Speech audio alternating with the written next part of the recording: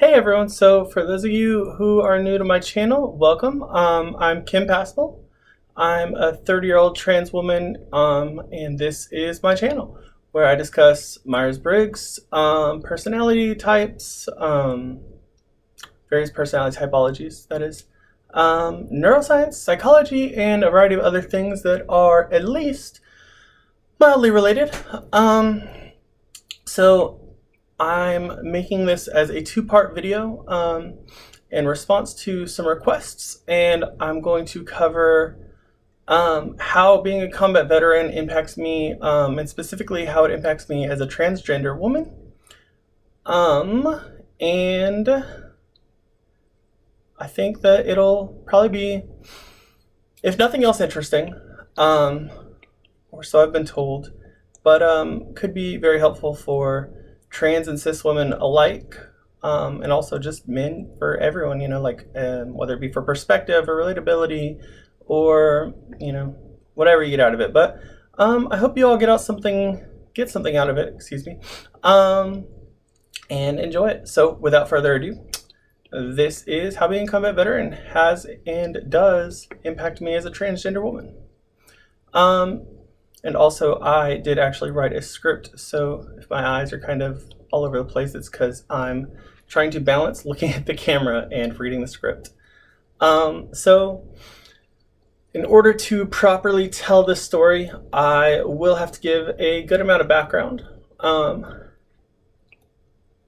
So in order to tell the story, I will have to give a proper amount of background, which may be a little lengthy, and hopefully I don't get lost in the storytelling and ramble on for too long with unrelated information. But I'm going to try and keep it as brief as I can while still touching on all of what I feel are the relevant details.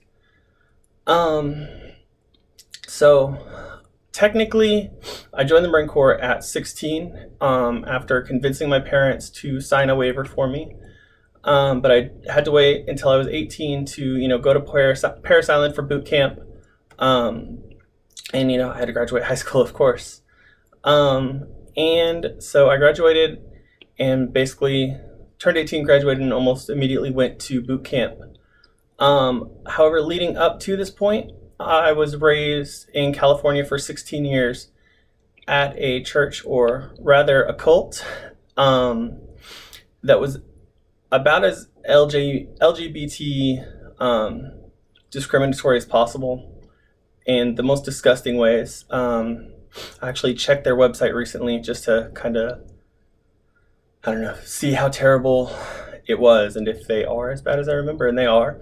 Their website actually specifically says that trans people are not allowed in their doors at all. So there's that.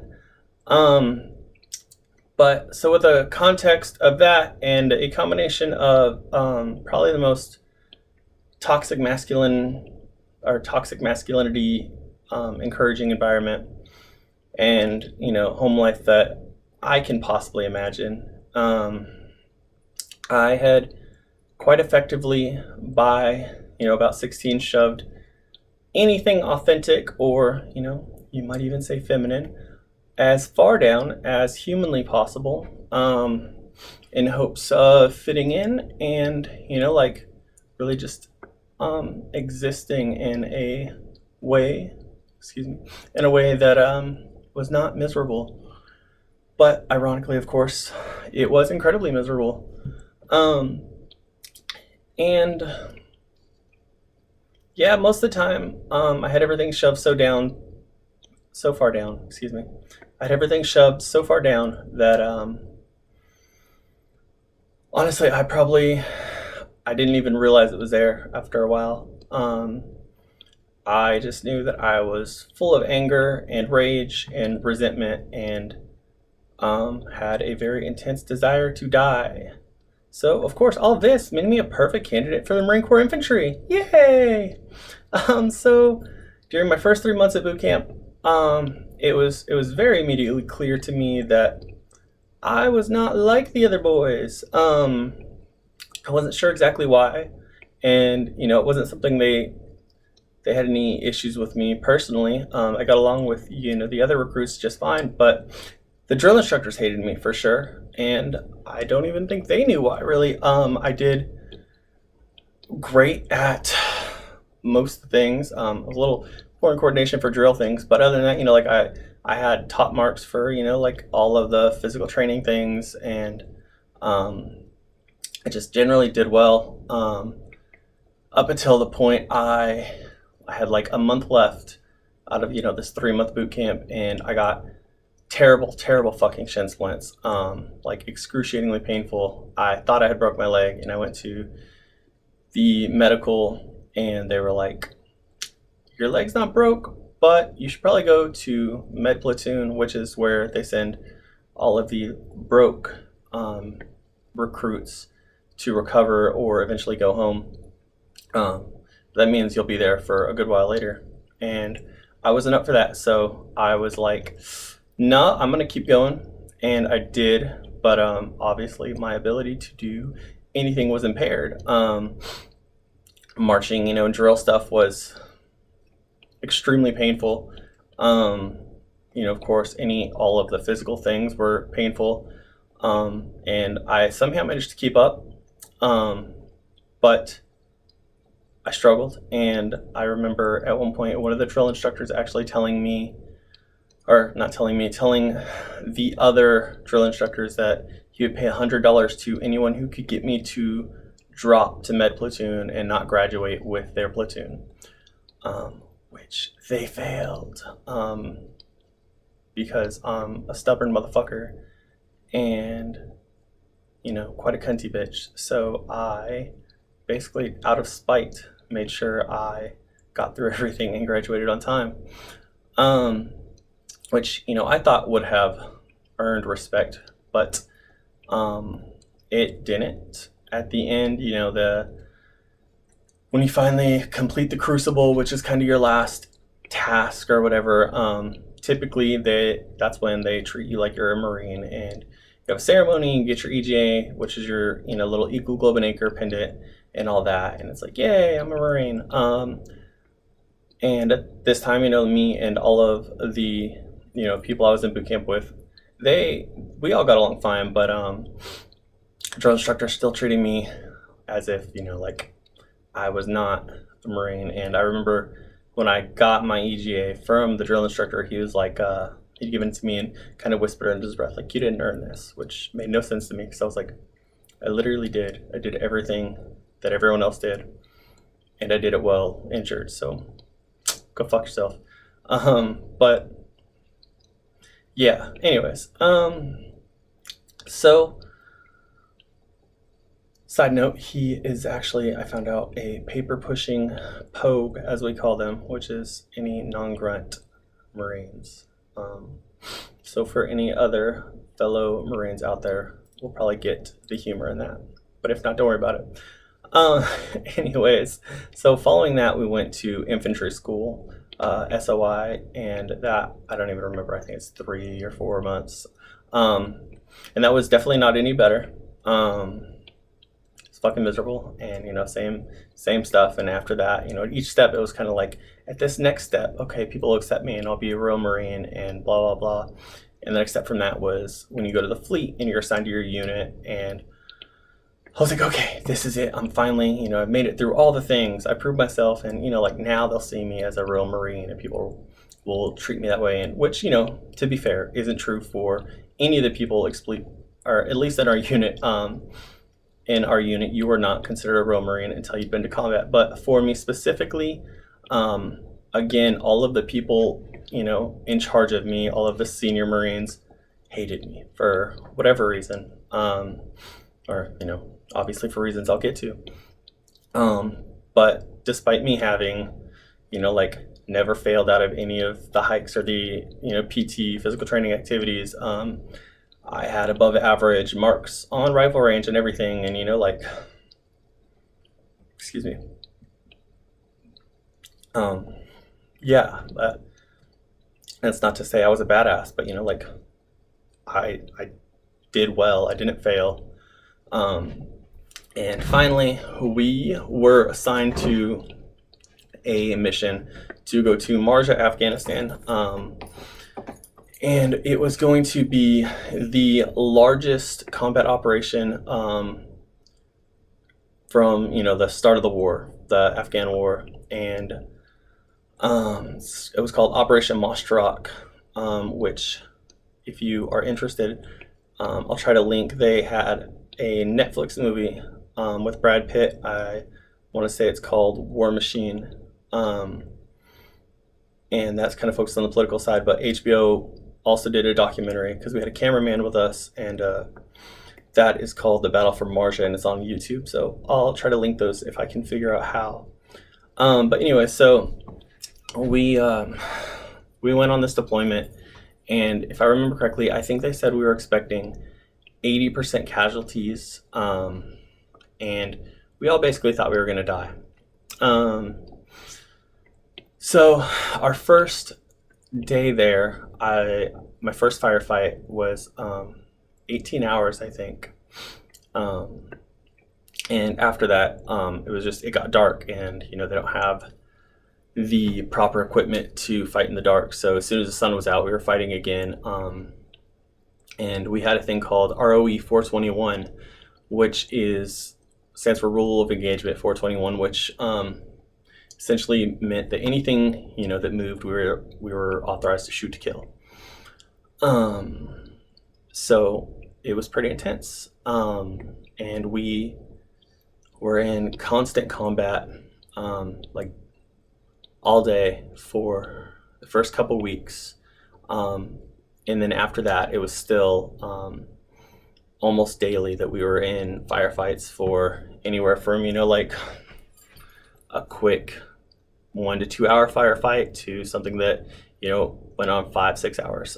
It really just depended, and I was in more ambushes than I can count, and I say all that not to be like, ooh, look at me, I'm so cool, but more to just kind of give context of how these experiences have shaped me, and who I am and who I was. I went into that deployment with the intention to kind of, I guess,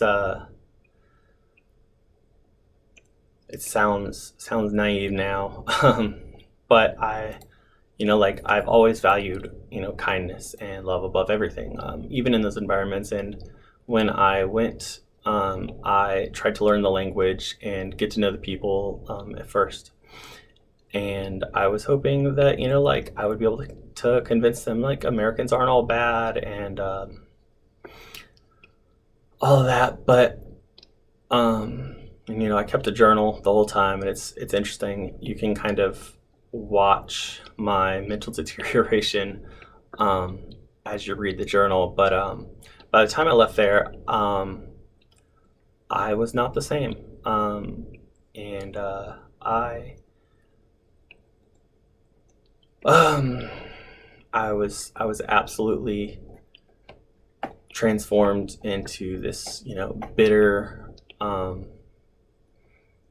creature. I saw myself as a murderer, and I was so filled with self-hatred, and I am not gonna cry. I came home and I struggled with that a lot, and I felt like I came home and it just tried to drown that in alcohol, and I found out I had a brain tumor from an IED I was in, and ended up having brain surgery, which happened to be one of the best things to happen to me because it was my ticket out of that environment. I was able to medically retire, and get out of there and eventually go to school. But I felt at that point like, I guess, I'd kind of permanently stepped into or solidified this man costume I had been building my entire life. And I feel like up until that deployment, I still retained a good bit of who I actually am, but after that deployment, I lost that completely for a while, And so, to compensate for that, I got out of the Marine Corps, at like the same 130 pounds I was when I went in, and I decided I was tired of being tiny, and like having any kind of femininity to myself as I saw it. And so I, like put on muscle and ended up at 220 pounds, and grew a huge beard, and like to a lot of friends and family and just various people I interacted with, um, I really had perfected this like manly image, and like because of the time in the military, like people would consider me a hero and looked at me as some prototype of masculinity, um, and the whole time I just hated myself. I felt like a fake, and I wasn't really sure why. I knew that the things that people said were true. Like, yeah, I was a combat marine, and yeah, I was a power lifter, and like had these like accomplishments. But I felt fake, and I didn't really know why. I had at this point almost forgotten that I wasn't this image that I was portraying. I had bought into my own bullshit, and so I went to college. Um, and because of the brain surgery and stuff, I had gained this interest in neuroscience and psychology, and I decided I wanted to study that. So I went to school for a neuroscience and psychology degree, and like ended up getting married eventually and having two beautiful boys who I love more than anything. And I wanted to be a therapist and to do research on human emotions. And didn't realize at the time, but I also signed up for forcing myself to deep dive into my trauma and doing some serious introspection. So finally, after a lot of years of school and therapy, and serious introspection, and finally, exploring my sexuality, I realized why I felt so fake, and why it felt like I was living a lie, and why I hated what I saw when I looked in the mirror, despite that, like I got constant reassurance from people that like, no, you're very attractive, like I just felt gross and wrong. And I realized that I was not this manly image I portrayed, and not even close, that I am and had always been a woman. But oddly, I had never previously even realized that that was an option. Like of course I grew up not even really knowing that trans people existed, and even with the schooling, when I did learn these things, I still, for whatever reason, I just never considered it as something that was an option for me. Not even something I didn't consider as a possibility, but like not an option for some reason. I had, like I said, I bought so deeply into this persona I'd created. I couldn't imagine getting rid of it, and like losing all of the friends and the connections that I had, with my brothers in the military and whatnot. But the final nail in the coffin of my pseudo masculinity was when I was teaching my boys, about gender and sexuality, and explaining to them how these things actually work according to like real science, and that they could identify anywhere on that spectrum. They could be boys or girls or neither or both, or like that. I didn't want them to grow up with the same limitations and toxicity that I grew up with around those things. And it kind of hit me like a car crash that I was being a massive hypocrite. Like I was like, how can I teach them to be, authentic and to express themselves in a way that they feel was true when I had been living my whole life behind a mask. And so I decided there pretty immediately I was going to stop living a lie and allow Kimberly to be born. You know, as lame as that kind of sounds to me, but like that's how it felt. Like I was just allowing this real me to be born, and now I'm growing, and it's actually only been a few months shy of a year since I made that decision, and it was kind of funny the way it happened. A lot of people and even my therapist initially questioned the like if this was authentic to me, because it was so night and day, because a switch just flipped when I had that realization, and I was like, all right, like I'm 0 to 100, like I'm completely killing this old version of myself, and I'm going to be authentic and live as me regardless of what it costs. And honestly, while it's been the hardest thing I've ever done, harder than combat, harder than anything, I am more, not gonna cry, I'm more authentically happy than I've ever been. I don't think I had ever, outside of my children and my love for them, but experienced for myself true happiness and like truly what it was like to actually like myself and to not want to be someone else. And and I'm still learning to love the woman I see in the mirror, but I feel so much better even on my worst days than I ever did on my best days prior to transition. For the first time in my life, like I don't want to be anyone else, and it is pretty amazing. So that was kind of all of the events in the most summarized way possible, believe it or not. I imagine this video has already gotten quite long, but yeah, that's all the things that led to my transition. So I'm gonna go ahead and make another part 2 of this video, in which I will kind of explain how those things impact me now, as a trans woman and my perspectives. And I promise I'll tie all this into how it relates to MBTI things as well.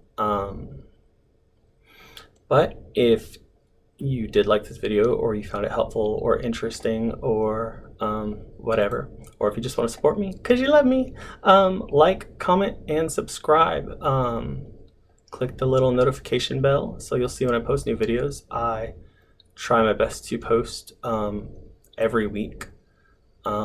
Sometimes it is a struggle and I'm not able to because life things come up, but I will continue to post new videos. And yeah, I would love your support and to have a conversation with you. So please comment and subscribe and like and all that stuff. And I hope you like this video, and I hope you enjoy and keep watching for the next video. Have a great day, guys.